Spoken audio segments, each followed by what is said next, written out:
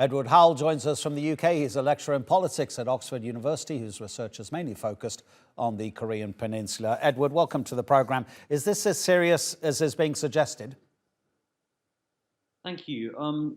I think this is nothing new for North Korea, but the extent to which Kim Jong-un has admitted the severity means it is pretty serious. We know North Korea experienced a famine in the 1990s, and we don't know for sure as to whether this chronic food shortage is to the same extent, but it is a serious, severe, and quite a critical food crisis, not least because of declining output and production of grain, meteorological conditions last year in terms of drought, but also a situation where North Korea is still very much recovering from its own border closures during coronavirus.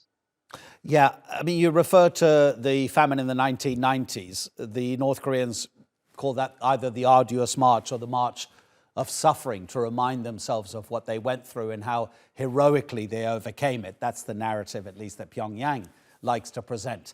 When you look at the numbers of people who died, it could be anywhere between, 350,000 to 3 million. Nobody knows exactly. But when you look at some of the reasons about why that famine happened, economic mismanagement, severe weather issues, but also the fact that the country was too centrally focused on planning, that it didn't have the ability to react to the crisis. Has anything changed in that regard with North Korea?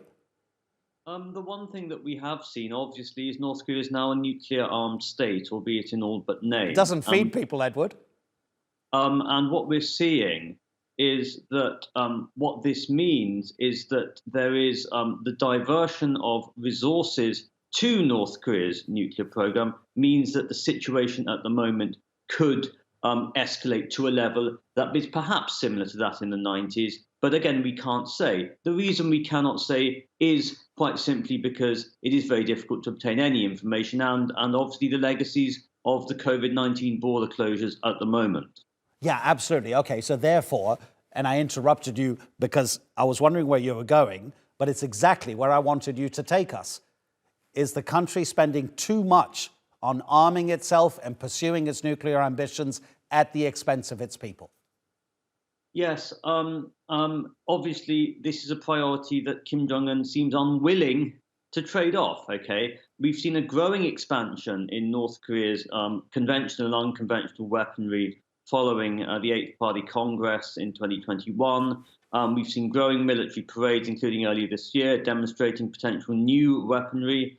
And we're also seeing the continued impact of both international sanctions, but also North Korea's own economic mismanagement, which, of course, is going to compromise quite severely, together with all of these other factors, life and living conditions for North Korean people. And do you think the worst effects are going to be felt outside of Pyongyang? Presumably the government won't allow the outside world to see any suffering that may happen in the capital itself. Yes, so we know that there is obviously a disparity in economic situation and circumstance between Pyongyang and the rest of the country. One concern is that as the situation on the ground gets worse, what will happen to areas outside of the capital, which will most likely be particularly badly affected, particularly given, as I've said, this sort of unholy combination of a wealth of factors that have accumulated over the past year. Edward, thank you for your expertise. Really appreciate it. Edward Howell from Oxford University.